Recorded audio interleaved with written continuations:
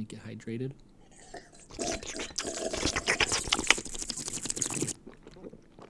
Ooh, that's some good ASMR. I just want to say that the director made a wrong turn in the direction he's bringing this series. This movie I don't want to talk about anymore. It's very infuriating. I'm going to get you really drunk and then tie you up and push the car in the water and see how easy it is to get out. All right, from the top. Playhouse Reviews.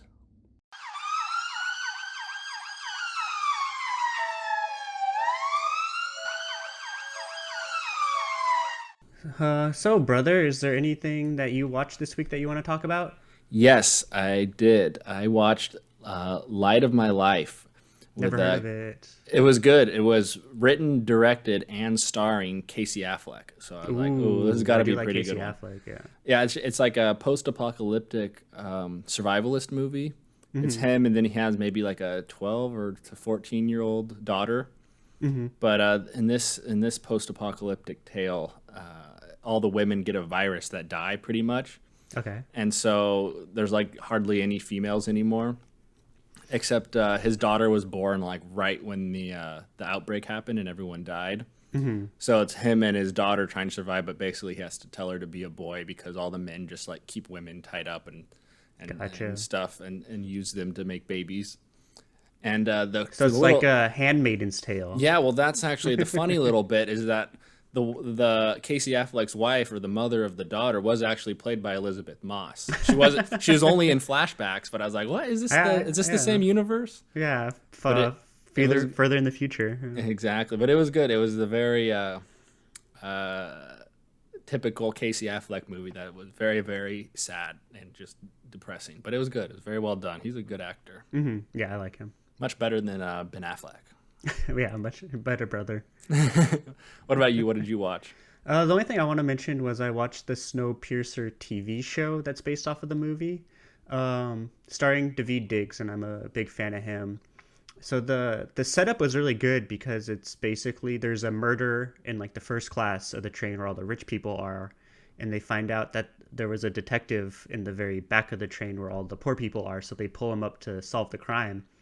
So that part was really interesting, but that's actually only the first few episodes. And then after that, it kind of turns into the same as the movie where the people in the back are just trying to like rebel against the people in the front. And I felt like it was just the same as the movie, but not as good. Mm-hmm. Was the train bigger or was it the same size train as the I movie? think it was smaller, honestly. Oh, gosh. Because I remember in the movie, they said like, oh, no one's ever gone from like the very back to the very front, but they were going back and forth all the time in this one. So, yeah.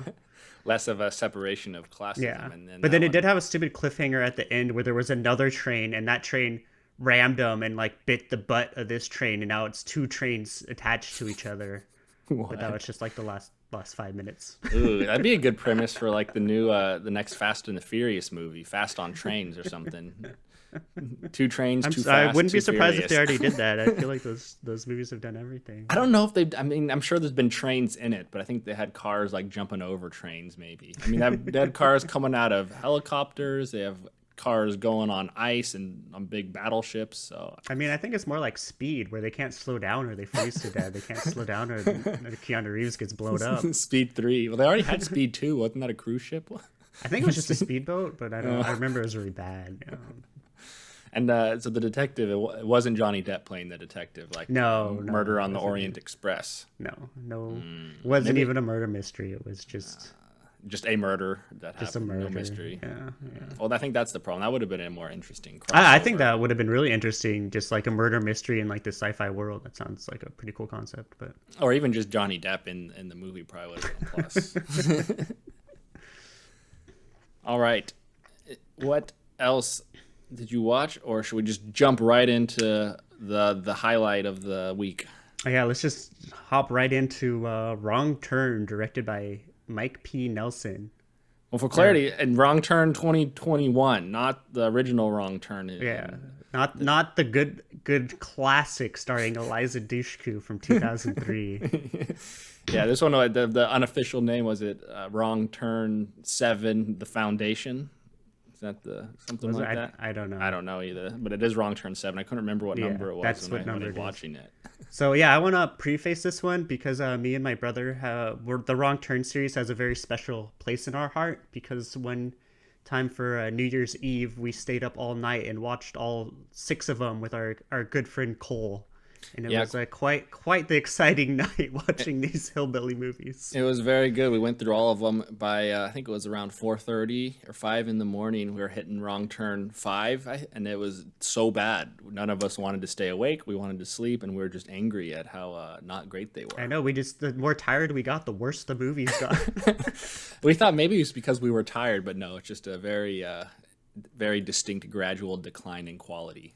Yeah, and I don't know which one it was, but the one where they're in the prison is like by far the worst. I think that was number 3 or 4. I feel like it was one of the later ones because it seemed like even more low budget than the rest. But well, no, because I think they go back. So their number 5 is Bloodlines. So I think that one goes back into like the history a little bit. That's the one where they're in like the giant hotel in the snow, but there's one where it's like a rundown hotel, and then there's one where it's a fixed-up hotel, and I get those two mixed up. Those are 6. So 6 and 7 were those rundown hotels. Okay. So I mean 5 and 6 were. So I think the one before it gets to those weird rundown hotels. Yeah. One of them is like 3 fingers running around in the snow, killing all of them. Because there's so many. Why would anyone want to keep up?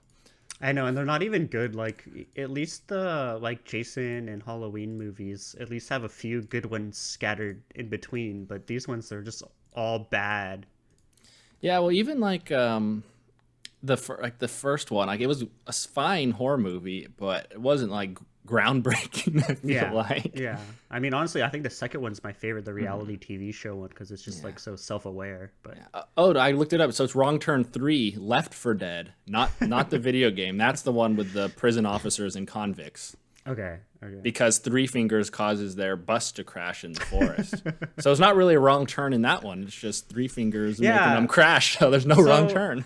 In the 2021 one, was there a wrong turn? They go off the trail, but I think I would say in that case, yes, it was a wrong turn because the main girl's boyfriend, I think it was Darius was his name. Yeah. I don't remember any of the characters' name. Maybe it was. But anyway, Jen and Darius are the two main. Okay. Yeah, so he wants to go off the trail to look at that cool old historic, like, was it Confederacy base or something? Something like that. And then Jen, the more cautious one, is like, no, we should just stay on the path. That's what the old people in town said. And he's like, oh, it'll be fine. It's no big deal. And then they go and take a turn, I think, off the path. So I would say, yes, it qualifies in my book as a wrong turn. But I'm open for debate. What are your thoughts on whether it was a wrong turn or not?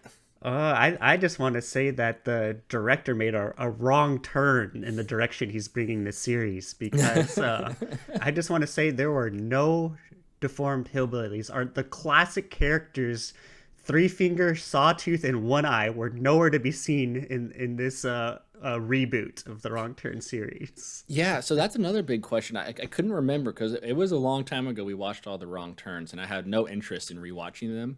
But did 3 Fingers ever get killed, or is he still alive and out there? I mean, I feel like they're not consistent because if I remember correctly, in the first movie they all died except for 3 Finger, but then they were all back in the other ones for like the next 4, and then I think they all died in one of the snow ones. But I mean, it's been so long. And I read briefly on on Wikipedia. So the first one, there was like 3 monstrous mountain men, which I think one of them was 3 Fingers. I don't remember if they died or not. And then the second one, they expand to the bigger family. And then it says 3 Fingers, this is a quote from Wikipedia, 3 Finger and Old Man are the only returning characters from the first film. But I think 3 Finger might die in the Prisoner one, Wrong Turn 3. But then Bloodlines is like a prequel. Oh, that makes sense. Because I was looking then it at goes just back, like, yeah. Or no, Wrong Turn 4 is Bloody Beginnings. Yeah, I was looking on IMDb, and a lot of them have like credits listed, and I looked at like the names, and I feel like I saw like Sawtooth, One Eye, and 3 Finger in most of them. But yeah. Yeah, well, they were the classic characters. That's all you want to see. I mean, there's not much else you're going to be getting out of these movies except for 3 Finger. Yeah, so. I mean, we're not writing these for their well-written script and drama and good acting. No. So anyway, So- what were your first impressions though of Wrong Turn 7, 2021 Wrong Turn? So I honestly didn't mind the first half. It was kind of just like your standard bad horror movie, but then as it went on, it got worse and worse and worse. And the trial scene is probably like the worst scene I've seen in a movie ever, I think. Yeah, that was Well, an infuriating scene yeah, from from the acting being terrible, from just the premise being dumb, from what they Yeah. were talking about, the dialogue. It was Yeah. just all not good. So we'll go into detail with that, but what were your like first impressions? I was just pretty irritated the whole movie. I mean, when I went in, I was expecting it to be like the previous like 2 or 3. So just gonna be like, I mean, at least those were like consistently low budget Yeah. and terrible. Yeah. This one, I was like, oh, it seems slightly higher budget. Okay, it seems like the actors are fine. They're not great, but they're fine. I didn't like that whole weird like starting with the dad was weird, but I just could not. Yeah. I could not. Yeah, the dad I didn't care about. None of the characters I cared about, which was my biggest problem. They were just all bickering. They all didn't have any real depth or anything. They didn't Yeah, feel like it they was were like the interacting classic, or friends like, at all. Hollywood trope where it's like, okay, token gay couple, token asshole guy with hipster girlfriend, token nice boyfriend, and token like main white girl.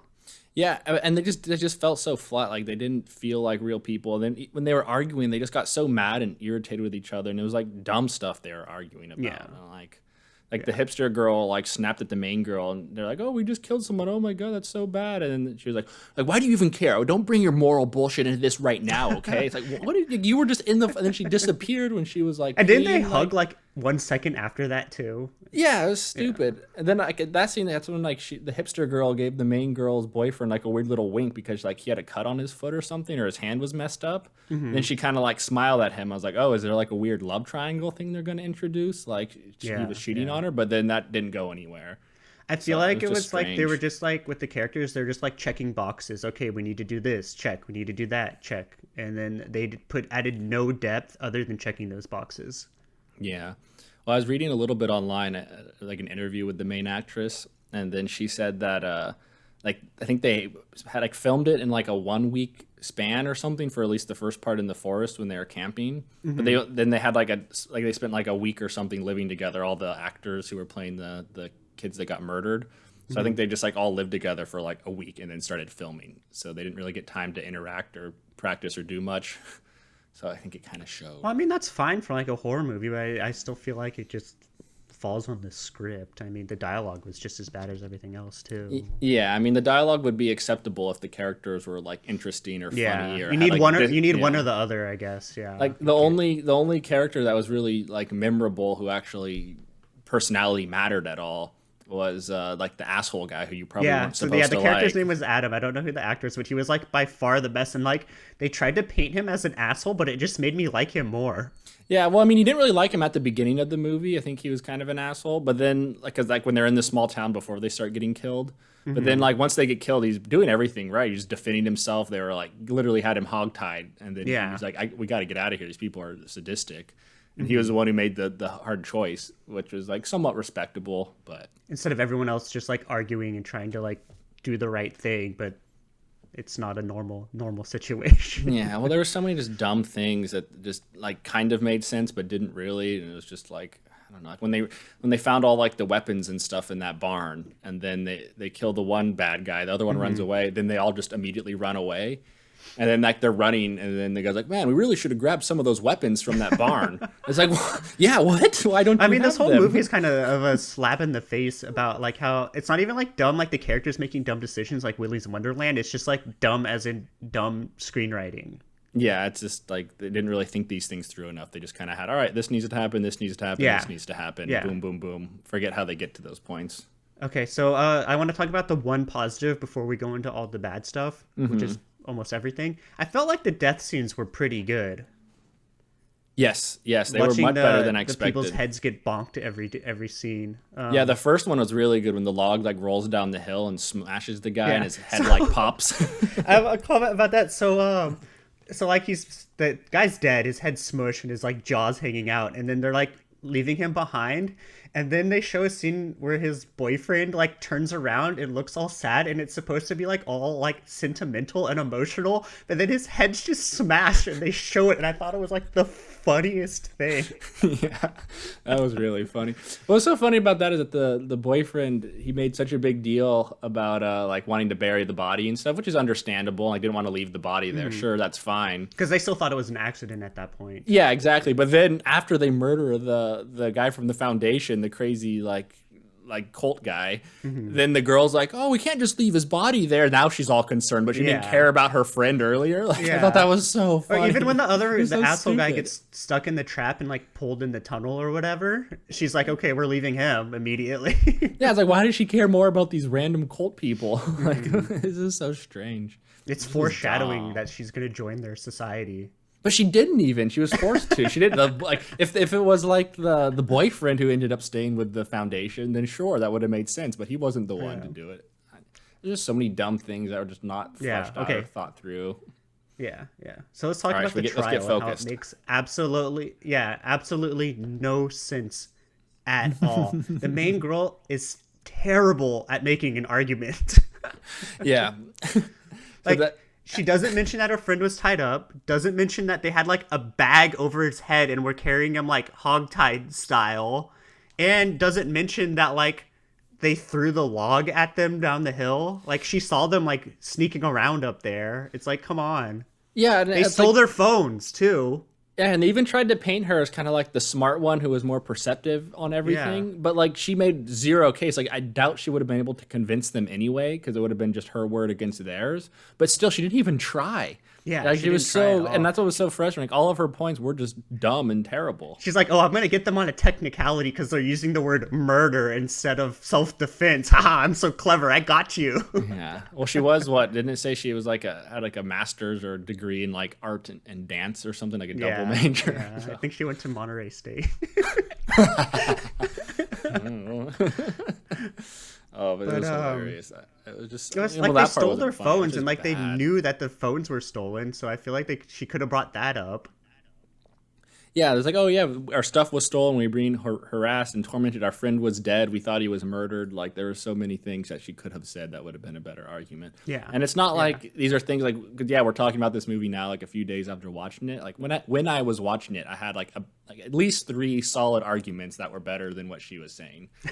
Yeah, but it was just irritating. And then it sucked because that's when they were killing the one guy who was actually kind of like trying to kill people and like fighting back. He was the only character that had a personality.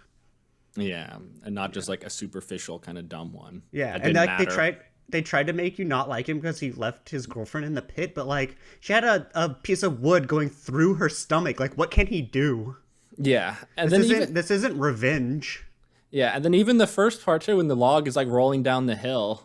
Yeah, the log in her stomach. Yeah. And revenge, that was so good. But the first one, like when the log was falling, like, and they all have to run and get out of the way.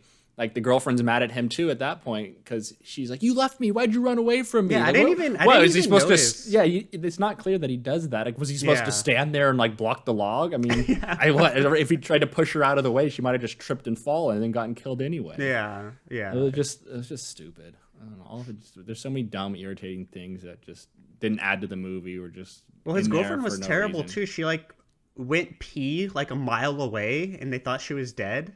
Yeah, it seemed like they were there for a long time. Like, they all went through the process of waking up separately. So it was like probably around, I would imagine, 15 minutes maybe it would take them to all wake up and realize it was on, because they didn't like wake up or realize she was gone immediately. Yeah, and then they were yelling for a pretty good amount of time. Like, it just didn't happen immediately. So what? She's just super far away, out of yelling range for like 30 minutes maybe. Like, it's so stupid. Yeah.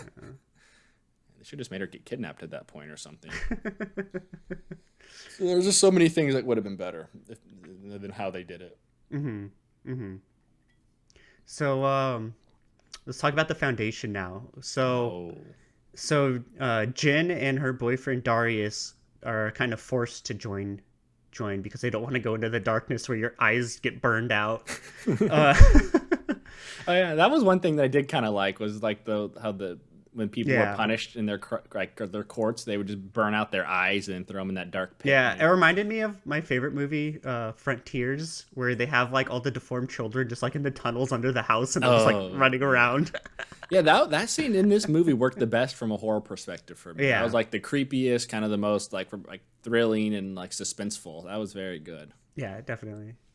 But so the Foundation, they're trying to say that they're not barbaric, but they're just fucking bonking people's heads in.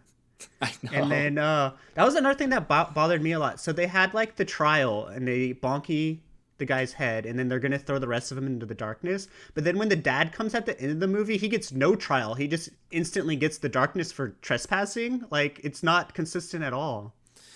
Yeah, maybe it was because one of them got murdered. So they're like, it's just dumb. Like you said, it's something like I didn't even think about because I just didn't care by that point in the movie. And it was like they have the trial. I'm like, I'm not even going to question this because there's no logic to it. Yeah. But yeah, like to your point, there were so many dumb things like that. Like, oh, they kept like, why would they trust them to just force them to stay there? And it's like the girl, like, oh, we have to get out. Like when she's escaping with her dad too. And it's like, how long has she been there? 6 weeks or so? 6 weeks, and she's already like a mega strong archer lady who can just like fight everyone. And then it's like, oh, I can't get out of the gate because the gate's locked, and it's like a 6-foot high fence. Like you really can't climb over that. And she's like, oh, where do I go? And it's just like a cheap padlock too. They could probably just hit it with a rock, like. Yeah, and what's so dumb is like she had to ask the little girl for help. Like, oh, how do we get out of here? I have no idea how to get out of this place I've been living at for 6 weeks. It's not that big of a place. Like, yeah. I mean, granted, there's traps maybe, but that's going to be regardless. So, like, there's just so many dumb things. And then the boyfriend, too, he doesn't want to come with her. He's like, oh, I like it now. Like, it's only been 6 weeks. Like, the Foundation killed all of his friends. The leader is raping his girlfriend, like, every day. And he's just like, nah, these guys are chill. This is the future I want to live in. This is way better than having a nonprofit or working on Wall Street, which supposedly was his backstory. Oh, yeah, so and like stupid. And like the one little bit of like plot to like make you believe that was like at the beginning of the movie, he said, "Oh, I want to live in a place where everyone contributes and treats each other well," which it is. That's not what it is. Like everyone, is in a weird society where they all contribute, but they're not living well. Yeah, it's like a weird society where like the men own the women and they torture people. It's stupid. And then it's like, oh, he's just willing to overlook all of that because there's like 2 other bros there that he can drink beer with and grow a beard. Like, what? Yeah. It was so rushed and stupid. And like, he seemed like he liked his friends from the beginning, but yeah, I think so for the most part. I don't know, but it was silly, so silly. And it's not silly in like a funny way, just like silly because it's just so. It's so lazy. Written, yeah, so I can't lazy. like. So after I watched this movie, I looked it up, and it's the same writer as like the original Wrong Turns and most of the other ones, and I was just like, this is so bad, and he's clearly just using the Wrong Turn name to promote. Like, no one would have watched this movie if it wasn't called Wrong Turn. Yeah, I think he was. I mean, it sounded like he was trying to reboot the series, which is why he called it like Wrong Turn without a number or anything. Just again, Wrong Turn. Yeah. So I guess he was trying to like kind of subvert expectations. Oh, it's not just Cannibal Hillbillies this time. This time it starts off like it might be, but then it's not. There's more of a backstory and about the civilization. I read like an interview. Wow. Yeah. I read an interview and he was just like trying to reboot it and he wanted to like make it more relevant with what's going on in today's society. But I mean, he did a terrible job at that. And like his explanation was kind of just like some generic like PR, nothing words. So I didn't really know what his true intent was except to make a bad movie. Yeah, I mean, I guess there's some loose ties to society, but it's not like it does a good job of making a commentary on it at all. It's just like, oh, they're going through a small town, and it's all like a bunch of rednecks in the small town, and then there's like one black guy, and then like, oh, there's going to be some tension, but it doesn't really show that there's any tension because of him being black. It's just their fears. Then it's like, oh, they go in the forces. It's perfect society because it was people wanting to get away during like when the Civil War was going to happen, so they formed this weird society. But it's like, okay, so that's obviously a bad society, but it's not really clear if it's supposed to be like representing like, I don't know, conservative ideology or like socialist ideology or what. It's just kind of these random ideas all hodgepodge together. And then it's like the random like rednecks at the end of the movie that were kind of protecting the Foundation are actually good now. Yeah. Like there's just so many mixed things going on. So, Yeah, exactly. Because they didn't really explain the foundation very well. They're just going to be there because of the America's going to collapse. But like whenever I hear something like that, my first thought is just like goes to the Confederacy. So I'm going to have a negative connotation anyways. So they needed to like explain it better if he was trying to make a point. But I mean, who knows? Yeah, that's what I mean. It's just they just said, "Oh yeah, there was a family. They thought the end of the USA was coming, so they go here to like hold up." And it's like, but why? What was like? Did it start off good and then it become terrible? Like, yeah, and they don't really time? need to like kill and torture people. Like the darkness where they burn people's eyes out is pretty fucked up in any society. Like yeah, I don't even think they did that even when America had slaves. I don't think that happened very commonly. I mean, I'm sure bad stuff did happen, but yeah, but that's like a society thing. It's like yeah, and then it's like, okay, so let's go with the movie logic. Okay, they were a group of like Confederates or people who are just worried about the war happening, so then they go and like form their own thing. So is that supposed to represent? Is the foundation supposed to represent very like traditional ideology and how that's dangerous? I mean, maybe, but it doesn't really seem like it is. Yeah. I mean, they seem barbaric because they're kind of wearing like caveman and like foresty looking clothes, but then it's like is that like all people who live in the forest, are they evil? Like, I don't know. It's just so muddy. Like that is not a good. His explanation, it does not do that in the movie. So that's not justification for this bad movie. Like, there's no theme, there's no ideas, there's no commentary. Yeah, it's just a bad movie. Bad movie. Yeah. So I want to mention the bad guy. I think his name was Venable. He had like a weird name. Venable. He was the leader of the foundation. Yeah, the leader of the foundation. He was not scary at all. He was a terrible villain. Yeah, just a handsome guy with like a blonde comb over and beard. Yeah, where'd he get that hair gel from? They make their own hair gel in that little foundation society? Like, he didn't do shit. He just like tried to be intimidating, but the acting like wasn't nearly good enough for him to like actually be intimidating. Yeah, he was. I don't know. I mean, they should have made him scarier. Like, if he's gonna be the main bad guy, like. Then again, I think they maybe were just trying to make him seem appealing. Like, oh, maybe the foundation is actually a cool place to live. This guy seems like he's put together and a handsome man. But it's like that wasn't done well either, if that's what they were going for. Yeah. It just kind of made this weird guy who seemed like he wasn't playing the right role. Yeah, I agree. I feel like they wanted us to be like, oh, the foundation, they did such a good job making a case during the trial. Like, I agree with them. I want to join this foundation. Oh, this seems rational. Yeah, you know what? My friend did murder that guy because he was tied up. He says they're not barbaric. I agree. That makes a lot of sense. They're just bonking a guy's head in the front of children. Yeah. I like this logic a lot. I think I want to live here with no technology or society. This seems much better for my needs. Yeah, that was dumb. So there's two more things I want to talk about. So let's talk about the dad's side plot. How poorly executed was that? It was so bad, and like that's how they started the movie too. Like, it was so underdeveloped. Like they needed to make him like seem like he could have been like a war veteran or something. So he's like kind of intimidating, not like this useless old man, just like walking through the woods. Yeah, they made him really unlikable. They made it seem like it wasn't even like it was her real dad, but it like that was her step family. So like it looked like he got a divorce and then married some younger woman and had two new kids. So like he's not a likable. He just seemed like this kind of like rich, like whatever, like dad who just was absent for the daughter. And then it took him 6 weeks to actually start caring and looking for his daughter after she was gone. So, I mean, at least he came back, but yeah. But then it was like so pointless. Like, I'm trying to rescue her. Like, they introduced like the hunter guy. That was like a waste of time because he just died immediately. He died so fast. The dad's just like useless. So it's like you already like know like, oh, when he gets there, he's not going to do anything, or it's going to be even more stupid because he's somehow going to beat all these foundation people. Like there's no build up because he's so useless.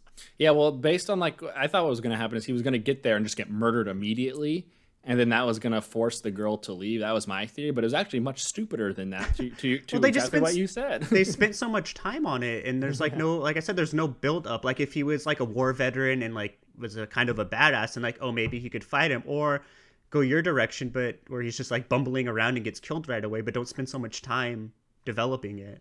Yeah, well, I mean, normally in a movie, like he goes like to where like, he gets like the guide, like the hunter, to take him up the mountain. Mm-hmm. I feel like that was just kind of put into to like make us believe he could actually find the foundation. But then, I mean, I don't know. But it was like, why put so much time onto that plot point? Why is that the one you're going to be worried about viewers like not? Yeah, when they don't about? worry about any other plot point in the whole movie. Like, Even at the end too, when the whole movie they talk about how hidden the foundation is and how it's like in a really dangerous part of the mountains, but the rednecks just drive their pickup truck to it and save them at the end. Yeah, they know. I guess they know the secret back roads. And then he was like, had that stupid throwaway line. It's like, oh, sorry, we beat you up so badly. We just wanted to scare you off so you wouldn't go there. I've lost all my people too. It's like, if you knew this was going on, go get like actual police or something. Go get like an army and go like they're murdering your family members. Like, it's dumb. Like, what? Just because the one sheriff in the town is useless doesn't mean they can't do anything. I don't know. It was just silly. Yeah. Another small thing that was just really lazy too. They had the one like girl from the foundation that like was selling the bracelet and stuff and like would talk to the main girl a little bit. Yeah, she didn't do anything. She just got shot in the head. They spent so much time like trying to develop her character just for her to do nothing also.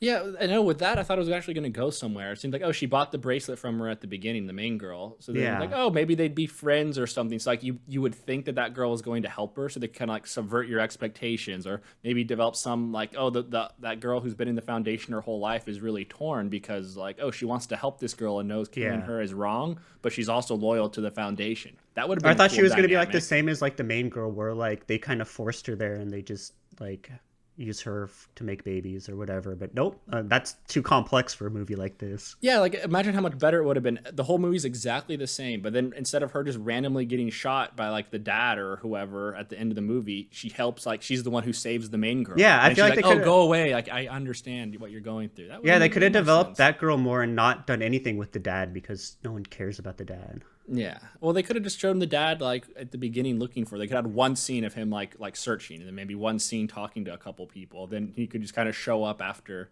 being at the foundation once you've forgotten about him, instead of having that whole like extra 20 minutes of them going up the mountain and introducing hillbilly characters that just get killed immediately and do nothing. Normally, when you introduce a character who's going to kind of like be the guide or help them, like they could have had him get like hurt or something. But then when the dad gets there, maybe the redneck guy comes back, is like, oh yeah, I can save you now, and then sacrifices himself.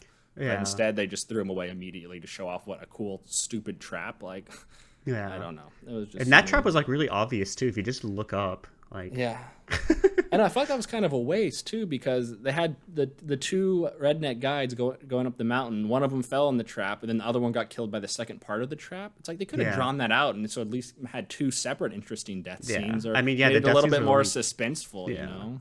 Yeah. I don't know. So the most triggering part was how terrible the ending was. Oh, which part of the ending? There's a lot of bad parts about the ending. So first, they give us like a slap in the face where they talk about how the two brothers got like a hillbilly redneck movie for them to watch that night.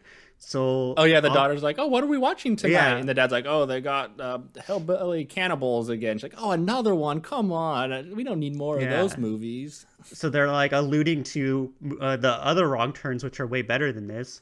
But then, well, and another on that point, they're alluding to the other ones, but they're talking down to the previous wrong turn movies. Like, yeah, we recognize those are kind of like schlocky, like horror movie trash, but this one's so much better now that you're watching. This is a good movie. The series is art now. Like, well, no, it's not. It's so much worse. Anyway, what were you saying? Sorry. So then when she goes back to the house and Venable is there, I actually wished it just ended with him like killing her family and then she kills him. That would have been like, okay, I would have been happy with that because that was like the best scene. Yeah, I know. I feel like they really wanted to. That's why they put it in there. I mean, it was good. But then that was just another slap in the face because that was just a pointless, like, what she was imagining, I guess. Yeah, my take was that was her thinking through, okay, well, if I just attack him now, what's going to happen? Like, I can't attack him in here, so it's her trying to be smart about it to show that she didn't. I mean, I don't know, but then like she just went in the van willingly. I feel like the movie just tried to do so many things to make you mad like that. Like they're trying to go for like the funny games type thing where it's like the bad guys just keep coming back and they have ultimate power and control. And then so I think it was trying to do that, but they just did it in a very like irritating, frustrating way. Yeah, well then it got undermined because the next scene somehow in the RV she just manages to kill all of them really easily. Yeah, that would have been a really good scene. That, like, instead of just having the credits roll as the motorhome crashes, they could have like shown what she did, like pulling the e-brake or like stabbing them or something. That would have been a little bit more climactic. Yeah, use the budget from when the family got killed in the house and like the flashback or whatever to just show her killing everyone in the RV. I feel like it makes the same point, but it's less annoying to the viewers. Yeah, or if they just cut out that whole like plot thing with the dad going up the mountain with the rednecks, then they could have just had a really good 5-minute like action scene in the motorhome. Yeah, I'm imagining something like the scene in Speed where they got to throw the person off the bus to the moving car. So the motorhome's going. The dad comes up in his big pickup truck with like a huge like Confederate flag or something, and they're fighting. He has like a bunch of guns in his car, and then like all the whole town of like their small community comes in together. So then it's like the Foundation versus like all the modern day cool, conservatives or Confederates and stuff. Well, I'm hoping that the reboot follows the same pattern, and the next one is they try to film a reality show inside the Foundation. That would be really good. Oh my gosh. That'd be so funny. They just remake the exact same like plot points as the previous Wrong Turns, but instead of just cannibal, it's just the Foundation. That would be. They do a reality show starring Darius. Focus more on his transformation in there. That'd be kind of a cool idea. They just like introduce like a completely like it can do the same thing where the first half of the movie is just more random people making a reality TV show, and then they run into Darius randomly like halfway through, and then that's when they introduce the Foundation. But he's actually a kind of good guy, kind of bad guy now. I don't know. I mean, anything would be better than this. I feel like this one was just bad on every aspect of filmmaking. Yeah, I wish. I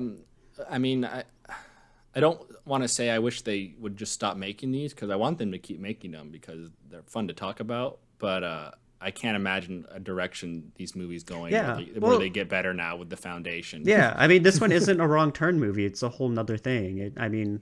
Naming it Wrong Turn, I mean, I guess it'll get the director like more views, but I don't see anyone being like, oh, this is exactly what the series needed. It's just a different movie. Well, who likes the Wrong Turn movies? I can't think of anyone who actually likes the Wrong Turn movies. They're not really that memorable, great movies. Yeah, the first one is kind of like those forgettable, like late 90s, early 2000s, like I Know What You Did Last Summer, where everyone kind of knows it, but they don't really remember it. Like, yeah, well, I just feel like there's so many movies and like slashers of people just getting killed in the forest. Like, I don't know. Yeah. Like they even just made another one that's like the exact same thing, but it's like a Norwegian slasher called Nobody Sleeps in the Woods Tonight. It was like a Netflix release or something. It's exactly the same as Wrong Turn minus the wrong turn part. Oh yeah, so back to your question you asked me at the beginning of the podcast. Mm-hmm. Do you think they do a wrong turn in this movie? I would say technically they did make a wrong turn, but based on the implications from the first one, typically when you do a wrong turn, you're thinking about a car. So like you take a wrong turn down the road. You're not necessarily thinking about hiking, but I don't know. Yeah, well, I always thought like wrong turn is like you miss your exit or you turn too early from your exit. It's not necessarily like a conscious decision. Oh yeah, it's more accidental versus intentional. Yeah. So I'm going to say no wrong turn. Yeah, I think that's a fair argument. So on the Wrong Turn ranking system of all 7, where do you think this one falls? I honestly think this one is worse than all of them except for the prison one. What was the prison one? Was that the one where they go back to like the weird like normal small town? And yeah, it just looks like it's just like a set in like a warehouse, like just really it looks like it's made out of 2D like, houses. And yeah, stuff. They got like painted some plywood to look like houses. Yeah, that one was really bad. I remember one of them. I can't remember which resort one it was. It was either 5 or 6. I think I just fell asleep in the middle because like I just don't remember it at all. Like I remember there was like some weird cult thing. She was like a family member, and I'm like, this is just awful. It's so one of like the teenagers getting killed ends up he's like related to the 3-finger guy. Yeah, and then he ends up joining them and killing all of his friends at the end or something like that. Oh, so then even this plot with like Darius joining the Foundation, that's not even an original idea either. They did that in one of the previous ones. Yeah, they did. I'm pretty sure that happened in one of the snow ones. It did, but at least that made sense because it's like blood related. This one, it was just Yeah, and I feel like that fits the theme because they're all inbred, and that's why they're deformed, is because they want to keep the blood pure. So that actually fits with the terrible themes of the original Wrong Turn movies better than the remake. That's trying really hard. Yeah, I think I was just really disappointed that there were not any deformed cannibal hillbillies in it, because that's like part of the best part is looking at all the monster makeup for me and seeing how they invent these kind of evil people or creatures and making I love that special effects element from it. Well, that's that's like the only thing I really remember from the first Wrong Turn is one of the hillbillies is like climbing a tree and like hopping around like Naruto style in the trees, and it actually was like really creepy because it's like this deformed guy with a bow and arrow like jumping in trees like chasing them.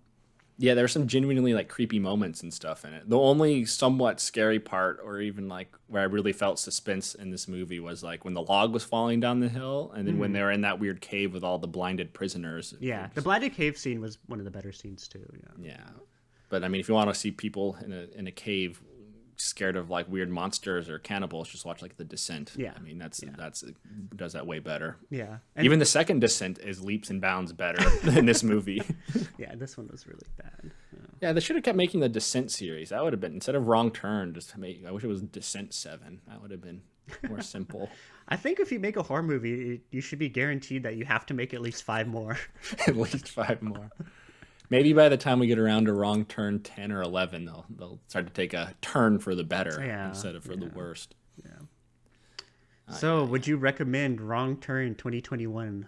No. I even for horror fans, I mean, even if you like the Wrong Turn series and just want to watch them all to watch them all, it's not enjoyable. It's one of those movies that just is infuriating because it's like the plot's bad, the script's stupid. Like there's just so many irritating little things in it that just makes it not fun to watch. Mm-hmm.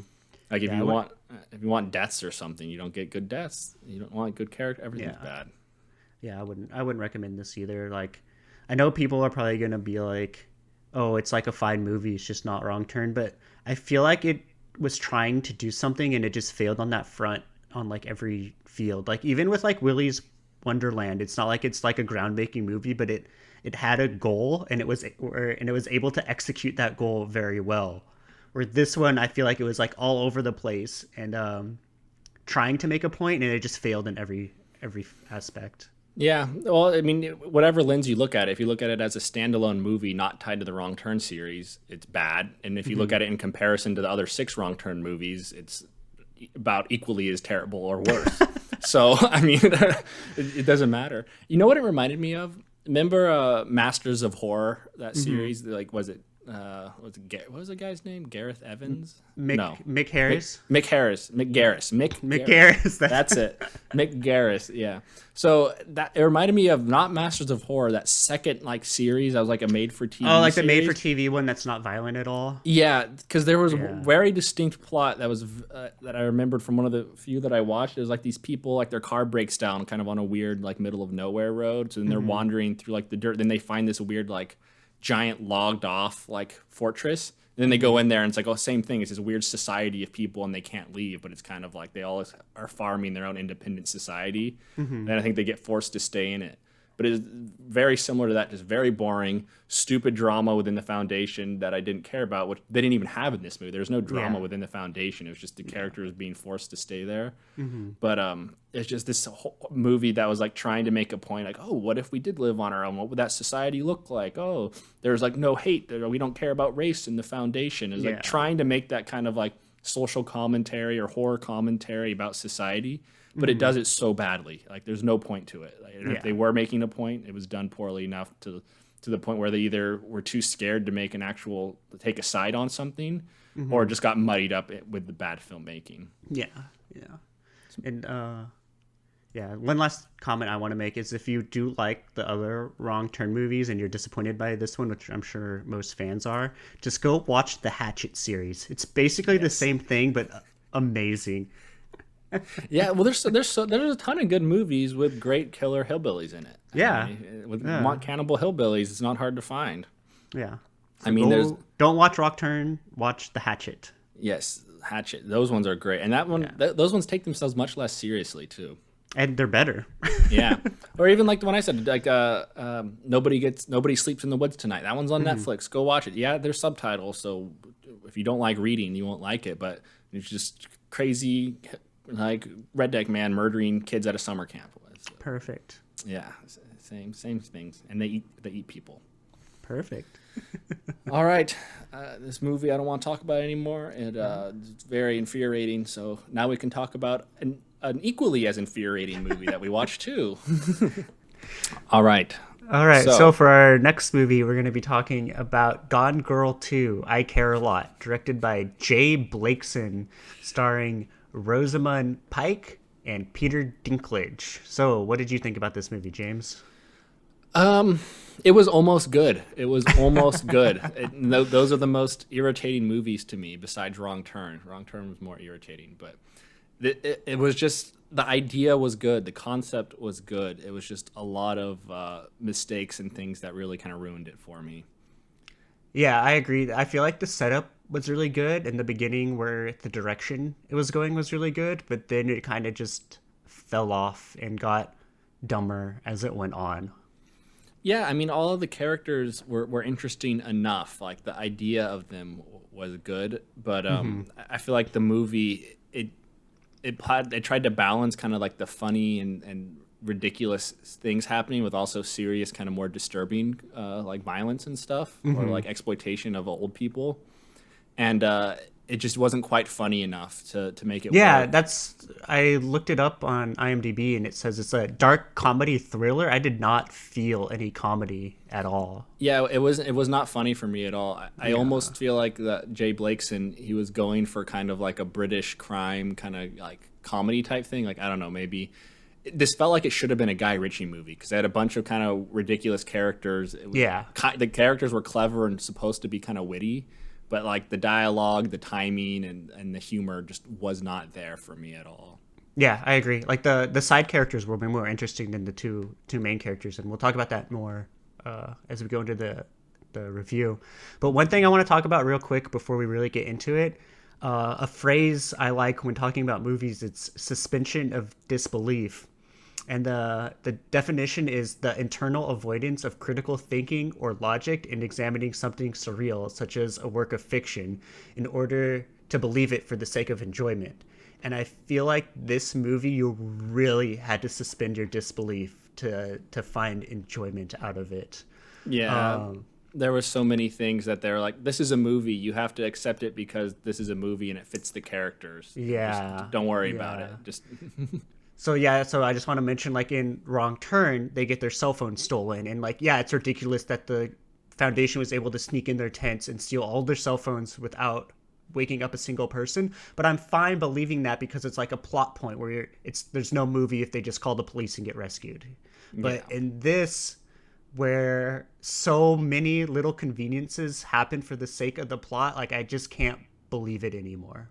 Yeah, I think the biggest example that stands out to me from this movie was when Peter Dinklage is gonna kill, what is the name go, Marla, and so like he kidnapped her, she's tied up, and he's like, all right, I'm gonna dispose of you now. So they like force down, like they knock her out with like, what is it? I think it was like chloroform. I think so. And then they force feed her like half a bottle of vodka or something or more, like down her throat with a tube, and then put her in a car, and they're gonna drive the car like off a bridge or something. So like they rev it up, and then they put her in, and like the car's driving, and then as soon as like the car starts moving, she just wakes up immediately and is able to be aware of it. And it's like, okay, what's the point of drugging her if how is she able to just wake up? Yeah. And then she's just able to get out, and then it's just fine. And I feel like what?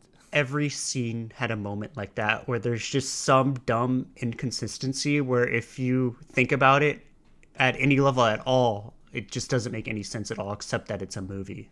Yeah, well, I almost think that's why, I think when he was writing it, J Blakeson, he was trying to make it kind of funny.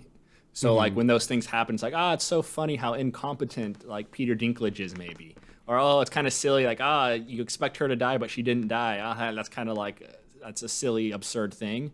But it didn't come off that way. It just came off as very lazy, right? And I don't know if that's his intent. I don't think it was. Well, I feel like that could have worked too if the main girl was likable in like any way at all. But she's just terrible in every aspect. Yeah, and I did know he purposely made her unlikable. Like all of the characters were supposed to be unlikable, which works in some cases, but in this movie it really didn't work because she's the protagonist who you're rooting for, because it's that kind of classic like back and forth between her and the gangster.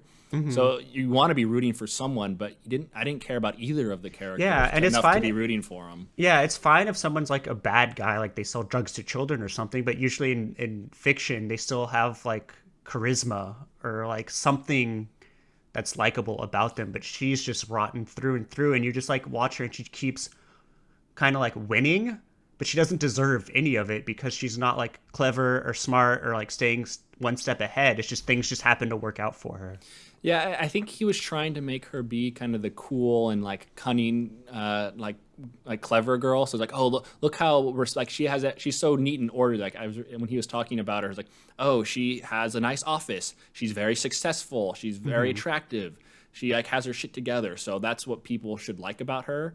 But then he's like, oh, but actually, even though she looks good on the surface, deep down, she's actually a horrible person. So that's what he was trying to do. Yeah. But the issue with that is, I think they could have actually kept her exactly the same, but the setup needed to be different. Like, instead of us, like, it started with a voiceover of her talking about how terrible of a person she is. Like, she says, oh, this is a dog-eat-dog world. All I care about is money. Being poor doesn't mesh with me, so I can't be poor. All I care about is money. So you know from the very opening scene that all she cares about is herself. All she cares about is money, and she's willing to exploit the system and old people and destroy families. So it's like, if they kind of lured you in a little bit, or maybe from like the judge's perspective at first, it's like, oh wow, look how cool she is. She's really nice. She's like helping people. Actually a good point. That would have been a perfect kind of lead in, because they spent like 30 minutes of the movie showing you how she takes advantage of people. But if they slowly revealed that instead of telling it to you at the beginning, then you would have actually liked her a little bit more from the start. But instead, you just hate her. Yeah, and my perspective was too, if it felt like she earned the victories that she had over Peter Dinklage's character, but I feel like she didn't earn them. Like, even like she rescues her girlfriend, like she's not rushing to go back to the apartment, but she just happens to get there right before the gas explodes. Like, it's just like a coincidence. And then that was the big one. And then at the end, when she happens to get out of her car, like I said she happens to get out of her car, and she's not like outsmarting it. Oh yeah, so her final plan, that like her big clever plan to overthrow Dinklage at the end of the movie, is she just attacks him and his bodyguards in the parking lot, and she by herself like overpowers 2 bodyguards. Yeah, like that's not like a clever plan where she like tricks him or anything. It's brute force, the simplest of answers. Yeah, and that's kind of like where she crosses the line too, because the whole movie she's always like, oh, I want to. How come you're not playing within the system? Like, everything she does is technically legal up until that point, because like, yeah, I guess she can't play by her rules, but it's like that's her whole thing. So she's not even true to her own kind of values. Well, I don't know if it's legal in the context of the movie. I don't think that's how becoming a ward of the state works at all in real life, but in the movie universe. Yeah, but that's the whole point of the movie. Yeah. Like in an interview, the director was talking about. He's like, oh, that's an interesting idea to me, is pointing out these legal system kind of loopholes. So she's kind of like a legal gangster versus a more traditional violent brute gangster, which is Peter Dinklage. He's like, that was the whole like idea, or one of the points of the movie, because he thought that was. But then they needed idea. to make her smart. I feel like she wasn't smart. Yeah, it just kind of worked out for her. Yeah, it's like she was supposed to be smart, but within the plot of the movie, it just, like you said, it just kind of worked out too easily for her. Yeah, exactly. The victories she gained don't feel earned, and that's what really bothered me. Yeah, and even like her like gaming the system and exploiting the old people. I mean, obviously, I guess you have to assume she's kind of smart and cunning to get to that point to be able to trick everyone and manipulative. But they don't show you that. She's just kind of there, so you don't really see her at work. You just have to accept it. You have to just accept that she's smart and not question it. Back to the suspension of disbelief. Okay, she's smart. Don't question that she's smart. It's just things are going to work out for her because she's smart. Yeah, that was another thing that she had connections everywhere. She had connections with the doctor, connections with lawyers, friends with the judge. She even knew a fence to sell the diamonds. Like the people at the police station, she was talking to the police and they just like gave her information. Like, none of it felt earned. She just happens to know corrupt people in every industry whenever it's convenient for her. Yeah, and it's one of those things too where it's like, maybe, like, well, not maybe, the director was absolutely trying to kind of draw a little bit of attention to the system and like those loopholes, things that happen. But in order for you to get to that point, it still needs to work as a story before you get into that deeper analysis. Yeah. Like, it can't just be that only and not make any sense unless it's like, I don't know, an art house movie that's way more obvious about it. This is absolutely trying to work as like a character kind of driven thing. But Yeah. it's just kind of stupid. Like if they want to show that, it could have been done much better and a little bit more of a cleverly worked in together to the main story. Yeah, that's what I said. She's just like a Mary Sue character where she's just good at everything and already knows everything. So like, what is her character development? There isn't any. Yeah, and then like it was kind of like I feel like the only thing they wanted you to like about her is that she was so willing to stand up to like the bad guy. Oh, look, I'm so efficient. I got here. I can stand up to all like the evil gangster. I'm not afraid of dying. And it's like, okay, but that's kind of stupid in the context. Like when she's tied up and held hostage, she just gives away all of her cards. She like says like, oh yeah, I know who you are. Like I forget what she says exactly, but it basically just made him decide to kill her. Like on the spot. Like I think she could have been clever and negotiate. Like for that scene, it would have been much better for her to use her lawyer skills to like talk him and kind of manipulate him into doing something. That's what I was expecting. Because that was the big reveal. That was the first time they really go like face to face and see each other. I was expecting some really good back and forth, like maybe something closer to when the lawyer first came into her office. That scene I really liked. That was really good of them kind of cleverly talking around the law and threatening each other in legal terms. That was really interesting. So I was expecting something like that again when she confronts Peter Dinklage. Yeah, but it just frustrates you further because she's still being like dumb and stubborn, but then she still wins at the end. And yeah, she's not playing into her cleverness, which is her kind of trait and her like her manipulation and trust. Yeah.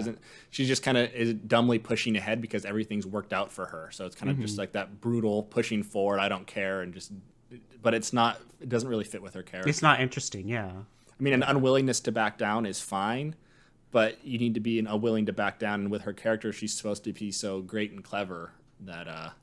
But I mean, I don't know. It's just frustrating. I thought it was just frustrating. It reminded me of that movie, Very Bad Things, where it's just like that group of friends and very bad things just keep happening to them basically for no reason. And it's just like that, but the opposite, where just good things keep happening to her for no reason, but she's just like a shitty person, and you don't want to watch good things happen to shitty people. Yeah, I don't know. This movie, I thought at the end when she was on the news and stuff, she was just going to become the first female president of the United States. Like that's just the direction it was going. And yeah, I was glad. I mean, at least the movie didn't let her completely get away with it, because the whole movie I was waiting for some sort of justification and stuff of like something bad to happen to her. Then she gets shot. And the guy that shot her, what was his name? Macon Blair. So that guy, he was the werewolf dude in Murder Party. Oh. And he was also... He looked familiar, but I couldn't put my finger on it. Yeah, and he was the main guy from Blue Ruin, too.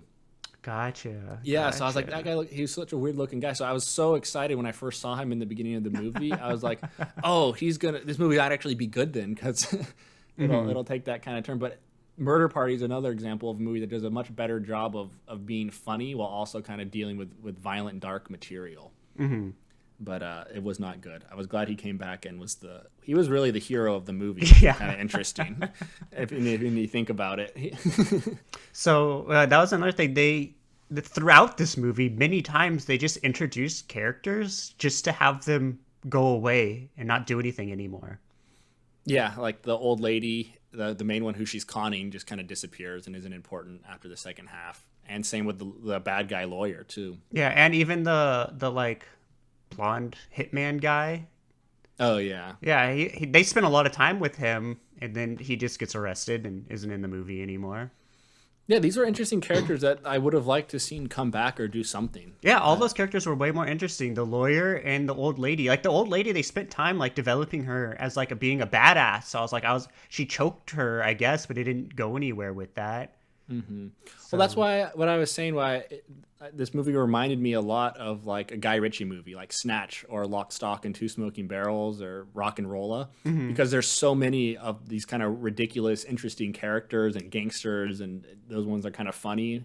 Yeah. But in those movies, they always come together. All the different characters, all the different groups have a point, and then at the end, it all works together nicely.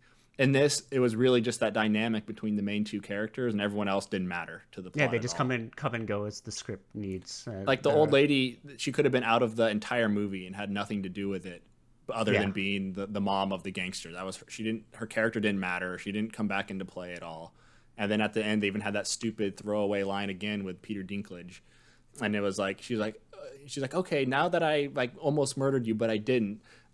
you have to pay me $10 million and I'll let your mom go. And he's like, I don't care about my mom anymore. Yeah. It's like, that was your one character trait, that you cared about your mom. And that was like, at the beginning of the movie, that was one of the first lines you had. It was like, I really value this time with my mom. I don't get to see her enough. And it's like, what, now you just don't care because of the temptation of money? Like, yeah, because he can make more money when it seems like he's already pretty well off. Yeah, exactly. I don't know. There's just so many little dumb things like that. Well, yeah, that's the whole premise of that too. They start a corporation where they like are scamming old people. There's no way that would work. Once she's like being on TV and stuff, people would start to catch on where it's like, oh, that's the lady that made it so I can't see my grandma. And then word would get around. There's no way that would work in any universe. Yeah, I mean, it works in real life, but because the American healthcare system's fucked and insurance companies do that, but there's no faith. Like, she's not out there promoting herself. It's not an enterprise that's run by the government. It's just like, it's not an enterprise company. It's not like an enterprise thing where like they would definitely get sued as soon as they can. Yeah. And I don't know, the director said that was like an idea, like these things actually do happen with like the Guardians abusing old people and it kind of like a gangster. It's like what inspired the movie, but I don't think it necessarily drew attention to this problem because it seemed like it was kind of a fictional story. Yeah, I made it like a joke, if anything. Like, it's too ridiculous. Yeah, well, I know he was going for that. He wanted it to be kind of funny, but also deal with disturbing dark material.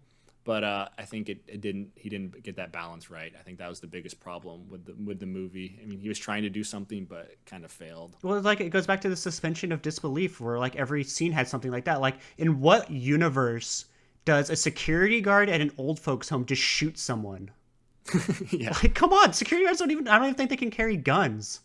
Yeah, it's very silly. It's like, were they trying to, like, was this a special enforced old people's home that the main lady set up specifically for this use? Like, like it's ridiculous. Yeah. Well, I think that was part of the humor the movie was trying to do, but it just wasn't clear that it was funny. Like, I think they're trying to draw parallels again between the main lady being a gangster and having her own crime organization, but it was a legal gangster. Like, legally, she was doing these things. She had an old folks home that was supported by the government, which is why the security guards had guns. But still, like, it doesn't work. They should have played it up more and had him be like a martial arts expert security guard or something, and he just like beats the shit out of the three guys. I mean, it's the same outcome, but it's actually like kind of interesting. And I feel like if that's the point he's trying to make, it drives it home more.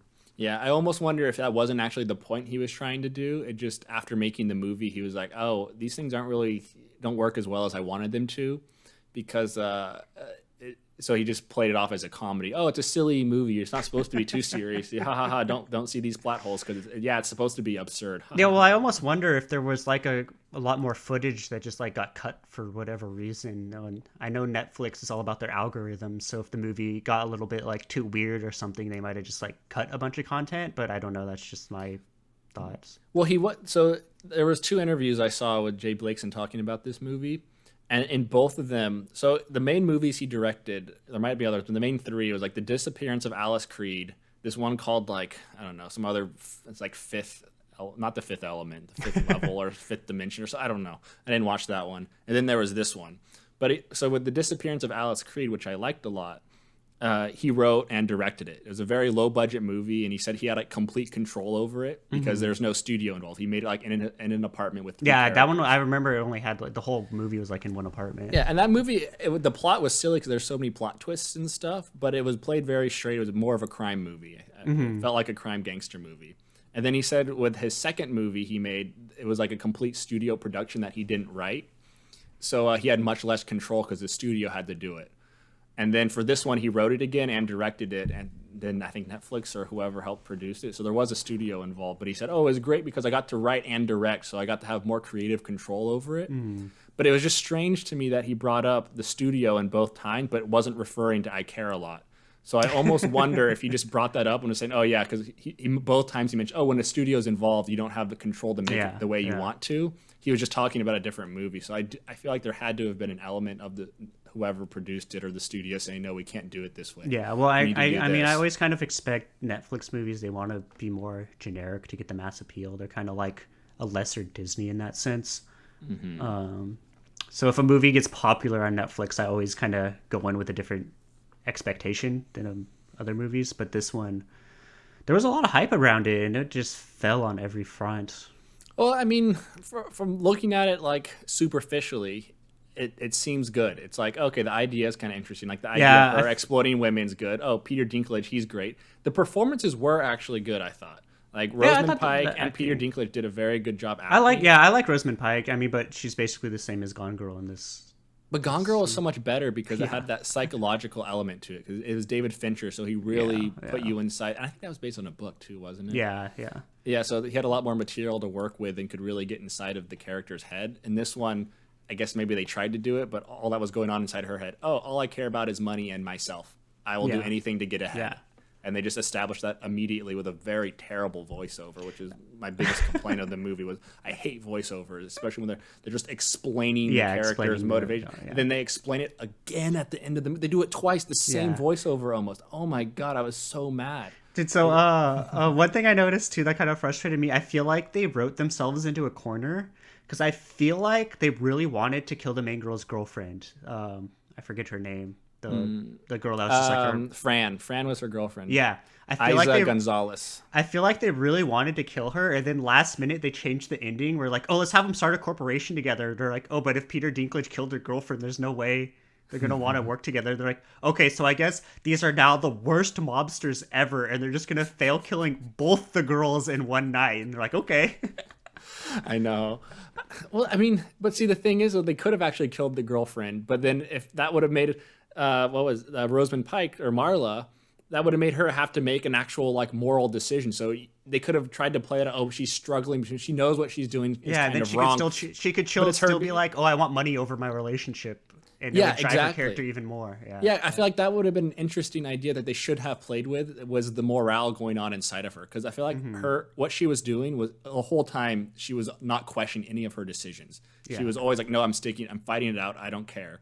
Like she did seem to care about her girlfriend, but if she was forced to choose between this life of like making money and being a gangster or like forgiving him and like for murdering her girlfriend, that would have been a really good like turning point and kind of climactic, I think. But even if she decided to like, no, I don't want, I do forgive you for killing my girlfriend. I just want money. That would have been much better, I think. Yeah, that would have been like a real character arc, and at the end, her like views changed or didn't change or something, but she had to make an important decision instead of just everything being handed to her on a silver plate. Even at the end, it's Peter Dinklage's idea to do the merger, not her idea. It's just another thing given to her.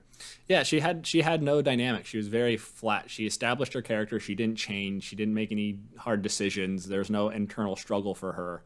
It was just her being the same character, no changes at all. Yeah. But yeah, I liked her character a lot more in Gone Girl. I even sympathized with her a lot more in that movie, even though she was super crazy in that one. Yeah, well, I mean, like I said, this one, she's just a Mary Sue, no personality, whatever. She just wants to scam old people all the time. Yeah. And another thing that bothered me again with the voiceover was like you can't it's one thing to tell the audience what the characters are, explain the theme. Sure, if it's done well or poetically, it's okay. But in this, it does it badly, and I think it tells you that like the audience is not good people. Like she's talking about like the United States, like, oh, we're not good people. So it's like, but as a viewer watching, she's like, oh, you're a bad person. I think she has something like almost exactly. Yeah, something and like I'm that. That's a great way to start a movie, telling the viewers you're a bad person. It's like that's a kind of a big assumption. So the movie's telling you need to think of this as if you're a criminal. So it's trying to get you in that mindset of like, okay, think like you're trying to exploit the system and take advantage. But it just doesn't work. I don't know. I just don't think telling you, the movie telling them that you don't like you from the start is very bad. Well, everyone's just so annoying. So I had one scene I wanted to get your opinion on. Okay. So when she escapes the car, the next thing she does is she pulls out a tooth. And then she goes to the liquor store, and the first thing she does is put it in milk. Like, I understand she's, like, keeping it fresh or whatever. But then they had, like, 3 or 4 more cuts with her specifically in the milk. And it felt really out of place with the rest of the movie. I don't know. I only noticed it with the tooth, with the milk part. I just thought it was weird that she went to go fix her tooth while all this stuff was happening. Like, what was the point? Was it just trying to show that she cares so much about her looks and appearance? She has to keep her tooth. Yeah, but it wasn't like her front tooth. It wasn't like Dumb and Dumber. I guess she was just trying to show her like resilience. So it's like, oh, you can beat me up and knock my tooth out, but I'm just gonna put it back in. You can't stop me, maybe. But I don't know. There were so many weird things. It was just another weird thing because they showed it like her pick it up like multiple times, and then it's like the middle of the night and she goes to the dentist. So it's like, oh, she also on top of her like doctors, judges, lawyers, fences that she knows, she also knows like a dentist that she can just call up in the middle of the night and make her even better. Well, she should just call the bank and be like, "Can you just give me all the money?" And they'd probably give it to her. That's the trend that the movie follows. That's what she should have done. She should have just asked the bank for more money all the time. But with the milk thing, that was probably like they were trying to, another bad attempt at humor. That's what I was thinking too. It's like in Malcolm and Marie with the mac and cheese. That was like the opening shot, you know? They showed the mac and cheese and he's eating it and it's kind of a silly scene where he's yelling at her while shoveling mac and cheese in his mouth. That was kind of funny. It's just a weird, like, absurd thing. Yeah. But in this, like, they didn't really focus on it enough. It wasn't really that silly. It's just milk. It's like, okay. And it was weird too because she goes to her apartment, sets the milk outside, goes and saves her girlfriend from the explosion, and then they show us another specific cut of her grabbing the milk as they leave. Like, it's so stupid. Yeah, I don't know. I didn't even notice that, honestly. I think by that point in the movie, I'd checked out. Like, after I knew she was going to rescue her girlfriend, I was like, this is just dumb. I'm just over. I was so over the movie by that point. Well, yeah, like, they're the worst mobsters ever. Like, when you first see Peter Dinklage, his, like, guy, the blonde guy, is like scared for his life that Peter Dinklage is going to kill him because the mom wasn't home to be picked up. So you're like, oh, Peter Dinklage is like a badass. But then he also fails on like every front. Yeah. Well, real quick before I move on to Peter Dinklage, because I agree he was bad. But another random thing like the milk that they had was her stupid vape. She was vaping in so many scenes. Forgot about that. I thought they were gonna poison that or something at the end because they showed it. I don't know. It's just that's like another way to make you dislike the characters. Have them vape. I know. Like that just instantly makes you hate them. Like it's kind of used ironically in some movies now. Like what was it? Zack and Miri Make a Porno. Yeah, Zack and Miri Make a Porno is funny. Or one we reviewed with Shia LaBeouf, Pieces of a Woman. Her sister's husband or brother-in-law, how he was like vaping at that one scene, who was actually the guy that did Uncut Gems, because that's kind of his style, is this kind of like grimy like type of movies that are like druggies are usually involved in it and stuff. So it makes sense. But in this movie, like, were they trying to be stylish? Or are they trying to like put vapes in movies now? Because cigarettes had traditionally always been in movies, and that's kind of like the sign of like, I'm sure it's like a sponsorship. Cool. Jewel probably paid to put it in there. Yeah, I don't know. It was so dumb and out of place. And like every time I saw it, I remember it was actually like a good scene. Like I think it was the one where she was like arguing with the lawyer the first time when he's like threatening her. And she just starts vaping in the office. Yeah, but it was right after that great back and forth, and then she's like, there's like a kind of a take like zooming in on her, like she's kind of like maybe thinking and considering what she should do next, and then it's just like a vape comes into her mouth slowly and she hits it. Okay, well now all that tension built up is just immediately ruined. Like if it was trying to be a joke, it was an ad. They're saying that if things get tense, just go have a smoke on your Juul and it'll help you relax. Oh god, it was blue raspberry lightning flavor. Blue raz lightning, blue raz cotton candy, pink lemonade. Yeah, that just made me, I don't know. It's just another dumb thing that just made me like the movie less. But anyway, back to Peter Dinklage. Yes, they established him as trying to be intimidating and scary and using violence. But the problem was the only time they really like showed, I feel like they needed a scene to really, really show. Like in some of those like really gritty crime movies when they have like one over the top kind of violent scene, they really needed that with him. Like they did show that he was like trafficking women, which is like, okay, that's very unlikable, but they don't really show it. Like, they don't really show it, and like you don't know like how involved he is. You don't know like what his exactly thing is. Just something, because it seems like he just has like a big empire. So it's just like one part, and like it's not good, but like it's not showing him like grabbing girls off the street and like beating them up and whatever. Well, it doesn't do a good job of showing what's at stake. So it's like, he kills the doctor lady, so they could die. But, which was also incredibly dumb. But. Yeah, but it didn't make sense to kill her. But they would have killed her actual girlfriend first. Like, if he's that crazy and that violent of a person. But it's like, if he's going to use fear tactics, you need to at least show those tactics. Like, maybe they should have actually made it scary for the main girl, and then she still decides to push forward anyway. That would have been a somewhat like, I don't know. They just need something more violent, Yeah. like showing like him murdering someone really violently. Yeah, the showing him girl's torturing someone. always like ahead of him, so he's not scary because you haven't seen him do anything scary, and he's always one step behind the other girl. So it's like, what is he gonna do? Yeah, and there was no stake, so it didn't feel like because he wasn't actually that violent and didn't seem that competent. It's almost like it was just kind of a game to the main girl. It didn't matter. She couldn't lose. Who cares? So Yeah, exactly. who wants to play a game where it's rigged for you to win every single time, no matter what? There's no fun in that. So yeah, also, so killing the doctor was also incredibly dumb because I feel like the doctor is the one that could help him rescue his mom. Like, how easy would it just be to like get her to like do a new evaluation and say the mom's fine? And I definitely feel like the doctor could be bought off easily, could have been tortured really easily. Like, Yeah, the doctor could only help, and they kill her. Yeah. Well, that would have been a much better movie because I really enjoyed the first half, like when the gangster lawyer is in the courtroom and then like she ends up beating him that first case and then he's just out of the movie after she wins the case. How much better would it have been, okay, Peter Dinklage threatens the doctor to say, hey, you have to go stand and say I was lying because this woman's exploiting things, and like maybe that the main girl, like Marla, was threatening the doctor. Yeah. So then that's kind of so then it goes back to the court again. So then it would have been better as a courtroom drama of them battling it out, which is what Marla wanted to do. She's like, oh, beat me at my own game. Yeah, that So was would have another been theme interesting. that didn't make any sense in this movie, Yeah, too. but it would have made sense if they had another scene Yeah. in the courtroom with the doctor, and then after losing maybe that second time, then he starts using violence. Then he murders the girlfriend or something to really or like show frames stakes. the main character for murder or something. Yeah, like anything. It just felt like she was winning and had a leg up the entire movie. Yeah. And even when she got kidnapped, you knew she was going to find out some dumb way to get away. So, yeah. And like the dumbest way to get away. Yeah, she just somehow has superhuman immunity to drugs and alcohol and just gets lucky and can. Okay, get out I of a think car. when COVID's over, I'm gonna get you really drunk and then tie you up and push the car in the water and see how easy it is to get out. After chloroforming me too. Yeah, Don't after, forget so you that. can just wake up, be in perfect state of mind to realize what's happening.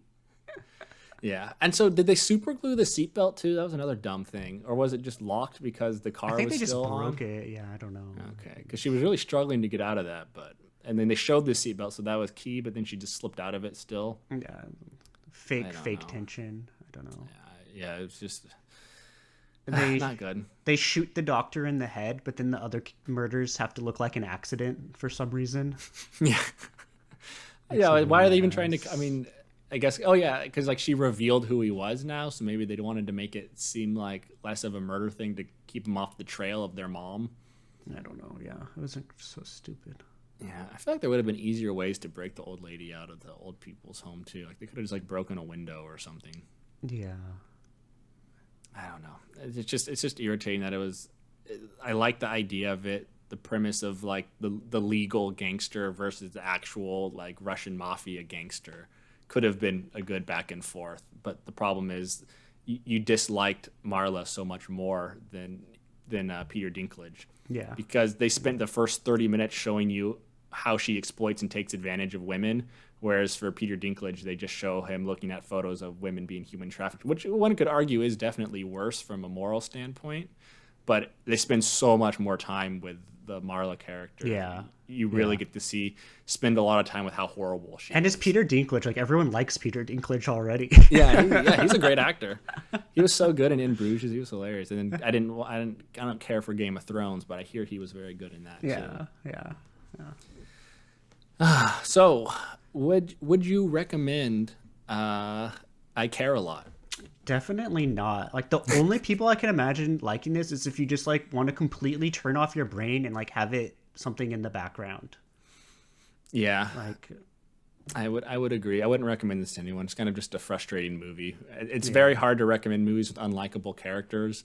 When it's unlikable characters and also a movie that the plot's not very good and there's lots of dumb things that happen. yeah. But I think it had all the pieces were there. I mean, like the actors were great. The main actress was very good too. The director, I mean, if the Disappearance of Alice Creed wasn't a great movie, but it had potential for a very good serious crime movie. Yeah, I mean, it's significantly better than this. Yeah. And then even the cinematographer, it was this. His name was Doug Emmett. I saw he also did "Sorry to Bother You," which looked great. Which I think is why this movie looked so good. Which I did. That's one thing I did like. I felt like the scenes looked good, the costume was really good, and the production was great. Yeah, it was and like a really high budget movie with a really bad script. Yeah, it was the same production designer that did Euphoria and your other favorite movie, Assassination Nation. What is it, Sam Levine guy that did Malcolm and Marie, director? Yeah, I think so. Sam Levinson. But yeah, so it was a well-made movie. It's just the plot and the script kind of fell apart, and the character were so unlikable to the movie's failure. So yeah, I wouldn't recommend it either. I wouldn't recommend it either. All right. Any other points you want to make on this one? I think that's all. I can't even think of another movie to recommend because this one just makes me so frustrated. I would watch Guy Ritchie movies. Yeah, go watch Rock and Rolla. Go watch Snatch, Lock, Stock, and Two Smoking Barrels. All better movies than this. All right, I didn't see. What was his new one? The Gentleman. Yeah, I didn't watch that one yet. Was that one any good? Oh, yeah, that's really good. I wouldn't say it's quite as good as the other ones, but it's the same formula and same style because I know Guy Ritchie hasn't made another movie like that in a long time. So it's the Sherlock Holmes. And then the Madonna documentary, right? But yeah, I would definitely say watch The Gentleman. Was that the similar kind of like humor and gritty crime and stuff? Yeah, with a bunch of characters, and it all comes together at the end. A lot of big Matthew McConaughey, Colin Farrell. I forget the main guy's name right now, but a lot of big stars. So. Yeah, well, that's what I mean. That's why I was so disappointed with this. It was so close to being a good movie. I think if they did get Guy Ritchie to direct this, he could have made it funny. He could have made it good. He could have got that tone right. Yeah, and he would have made it much more entertaining instead of just kind of frustrating. Yeah, definitely. All right. Well, thanks for watching. If you enjoyed this video, please give us a like and a subscribe.